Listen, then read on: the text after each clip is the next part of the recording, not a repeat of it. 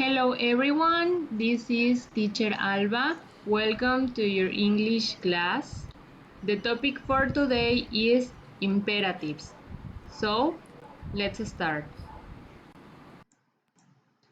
Bienvenidos de nueva cuenta. El tema del día de hoy es imperativos. Recordemos que estamos trabajando con la parte 2 de la unidad 1, Dealing with Everyday Problems. En el video anterior les expliqué acerca de sugerencias para poder complementar este diagrama. El día de hoy vamos a trabajar con la frase fuerte. Les mencionaba en el video anterior que la frase fuerte se refiere a una oración imperativa. ¿Por qué? Porque nos va a dar una orden, ¿ok? Entonces, el día de hoy vamos a trabajar con el tema de imperativos. Bueno, para iniciar, ¿qué son los imperativos o cuándo utilizamos oraciones imperativas? Nos dice aquí que las oraciones imperativas se usan para dar órdenes, instrucciones o advertencias. Estas oraciones tienen una estructura similar a las oraciones en presente simple. La única diferencia es que no se les escribe un sujeto. ¿Por qué? Porque se entiende que el sujeto es tú o ustedes, tomando en cuenta que los imperativos nos sirven para dar órdenes o indicaciones. Podemos aquí observar que tenemos dos tipos de oraciones imperativas: las oraciones afirmativas y las oraciones negativas. Obviamente las oraciones afirmativas nos van a servir para ordenar a otra persona que haga algo, mientras que las oraciones negativas nos van a servir para ordenarle a alguien que no realice cierta acción. Ahora que sabemos cuándo utilizarlas o para qué utilizarlas, trabajemos con su estructura. ¿Cómo realizar o cómo formular oraciones imperativas, afirmativas y negativas? Bueno, para empezar vamos a necesitar una lista de verbos. Esta lista de verbos, recuerden que la lista de verbos la pueden descargar de cualquier página, ingresan nada más al buscador y escriben listas de verbos en inglés, a lo mejor, y les aparecen en imágenes un montón de listas. Ustedes pueden trabajar con la que ustedes gusten. Yo voy a elegir esta porque me parece que es una de las más completas. Y bueno, ¿por qué les solicité esta lista de verbos? Porque en las oraciones imperativas el elemento más importante va a ser el verbo, y ese verbo debe de estar siempre en infinitivo. ¿Qué quiere decir esto? Si ustedes observaron el video de presente simple, se habrán dado cuenta que expliqué cómo se trabaja con estas listas de verbos. La primera columna corresponde a los verbos en infinitivo, la segunda en infinitivo o presente simple, la segunda corresponde a los verbos en pasado, la tercera a los verbos en pasado participio, la cuarta a los verbos en gerundio y la quinta corresponde al significado en español de estos verbos. Retomando las estructuras para realizar estas oraciones, observamos que para las oraciones afirmativas necesitamos de dos elementos. Primero, el verbo en su forma infinitiva y después el complemento. Como mencioné al inicio, Estas oraciones imperativas no llevan sujeto. No vamos a poner Sara, Pedrito, he, she, it, México, Estados Unidos, el gobierno, no. O sea, no lleva ni un solo sujeto. Iniciamos directamente con el verbo o con la acción cuando se trata de una oración afirmativa y posteriormente colocamos el complemento, que es la información extra de la acción que se realiza. Vamos a realizar un ejemplo. Tomando en cuenta que estamos trabajando los PSA y uno de los temas sugeridos es acerca del maltrato animal o animales callejeros, vamos a iniciar una oración con el verbo adoptar, que en inglés se dice adopt. Estamos realizando una oración afirmativa. Vamos a ponerla aquí arriba mejor. Adopt. ¿Qué puedo adoptar? Aquí tengo complementos. Animals, animales, respectful, kind, amable, respetuoso, the internet, responsibly. Creo que lo más correcto, lo más conveniente para que tenga sentido nuestra oración sería colocar la palabra animals. Y nos quedaría la oración de la siguiente forma: adopta animales. Usualmente se les coloca a las oraciones imperativas un signo de admiración, como estoy poniendo aquí en el ejemplo, pero no siempre es necesario. ¿Ok? Pueden ponerlo o pueden no ponerlo, y de ambas formas la oración va a ser correcta. ¿Qué tal si no quiero hablar acerca de animales en general? Puedo mencionar, por ejemplo, gatos o perros, ¿no? Todos sabemos cómo se dice gato o perro en inglés. Y en este caso podría ser, en lugar de animals, escribir cats, adopt cats, o adopt dogs. ¿Ok? Adopta perros, adopta gatos, adopta animales. ¿Ok? Y eso sería una oración imperativa afirmativa. Podemos utilizar a lo mejor como ejemplo la siguiente oración.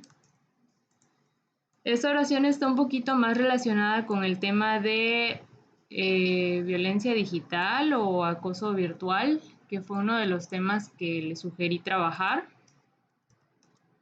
Y bueno, podríamos utilizar el verbo be. Recuerden que como estamos trabajando con los verbos en infinitivo, el verbo be no se conjuga, que quiere decir que no vamos a utilizarlo en sus formas is, are o am, sino que vamos a colocar el verbo tal cual en su forma infinitiva. Y la forma infinitiva del verbo be, pues es esta, be. Entonces, be significa ser o estar. Ser o estar, un complemento podría ser animals. Ser o estar animal, no, no tiene nada que ver. Ser o estar respetuoso, respectful, yo creo que esa sí podría ser una buena opción. Ser o estar amable, también podría ser una buena opción. Y por último, be de internet responsible. Ser el internet responsablemente no es lo correcto. Entonces solo tengo dos opciones: o utilizar respectful o la palabra kind. En este caso vamos a trabajar con la palabra respectful. Y la oración imperativa afirmativa nos quedaría de la siguiente forma: be respectful, sé respetuoso. Y estos son dos ejemplos de cómo realizar estas oraciones imperativas en su forma afirmativa. Ahora, ¿qué sucede si necesitamos una oración negativa? O en otras palabras, algo o una acción que alguien no debe de realizar. Para las oraciones negativas, la única diferencia o lo único nuevo que vamos a agregar es el auxiliar negativo. Y este auxiliar negativo es la palabra don't o do not.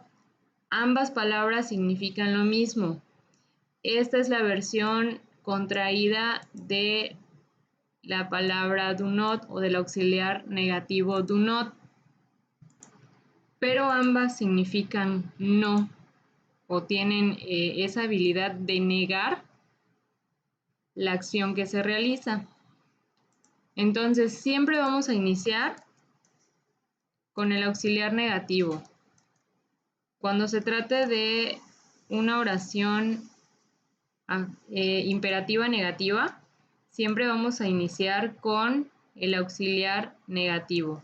Vamos a continuar con un verbo en infinitivo. De nueva cuenta, los ejemplos que yo les puse aquí están un poco relacionados con los temas que ustedes deben de estar trabajando para su PSA.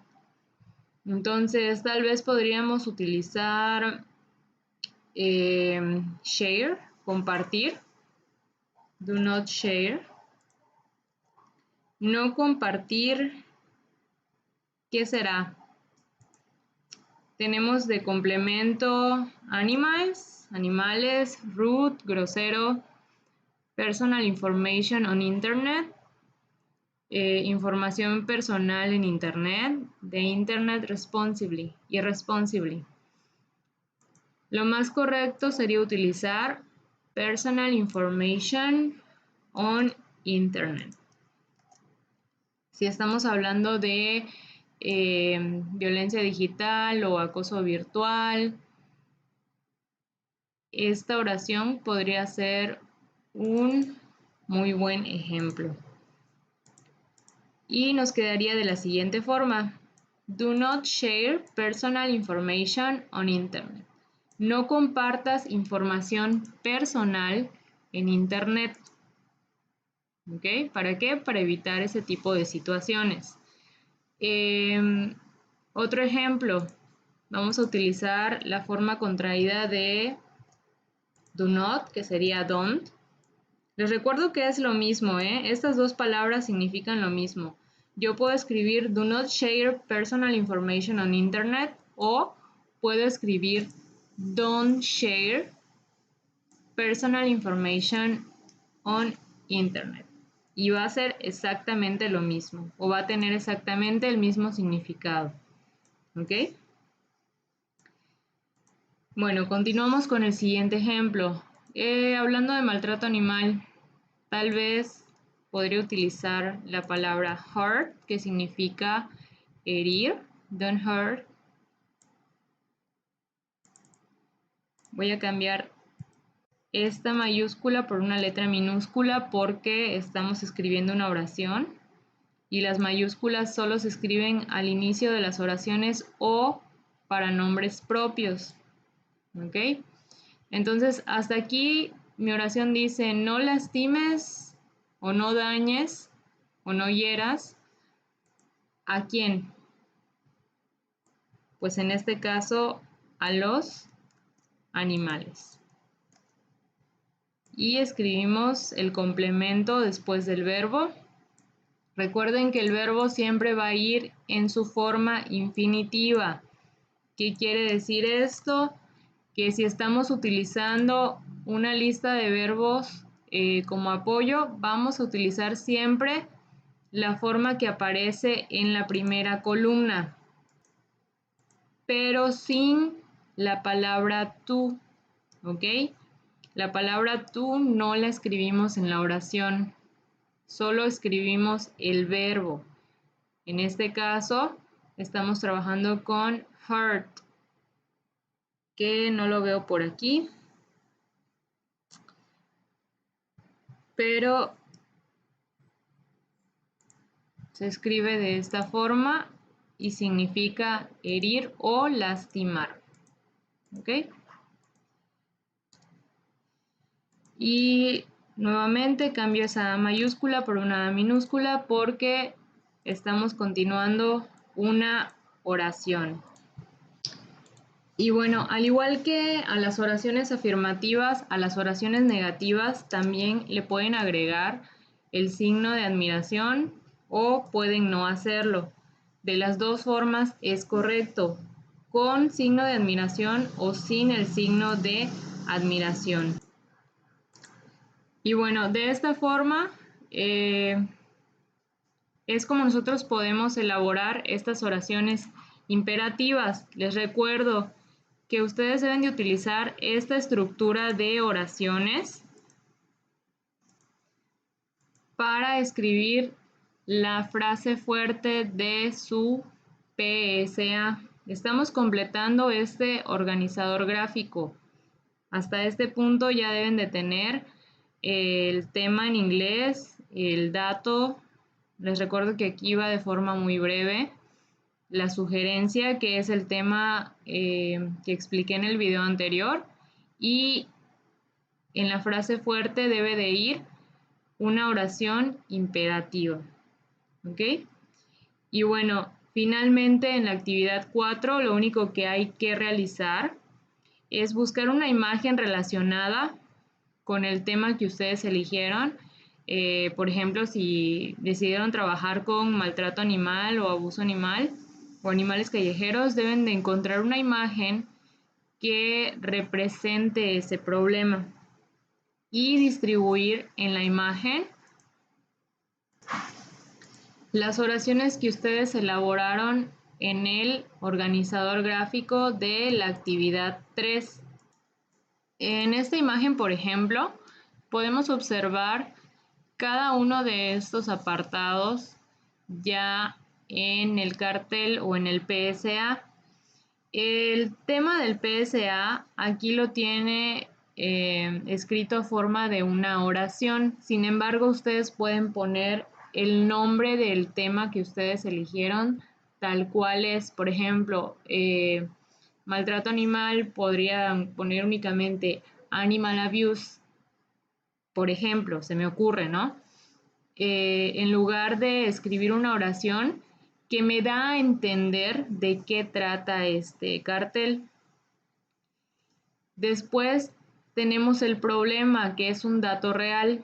Aquí podemos observar que nos dice, en México 20.2% de adolescentes entre 15 años de edad sufren de algún tipo de bullying al mes.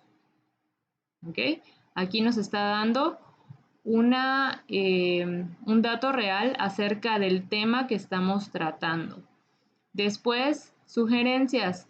Recordamos que para sugerencias vamos a utilizar las estructuras que estudiamos en el video anterior y que están por aquí explicadas también, que puede ser what if, how about, I suggest, y aquí observamos que tiene un par de sugerencias. We suggest to talk to an adult about the problem. Te sugerimos hablar con un adulto acerca del problema. How about telling them to stop? ¿Qué hay acerca de decirles que se detengan o que paren? Son dos sugerencias que tenemos aquí. Y por último podemos observar nuestra frase fuerte, que es una oración imperativa y nos dice don't keep silent, speak up. No te quedes callado, habla. ¿Ok?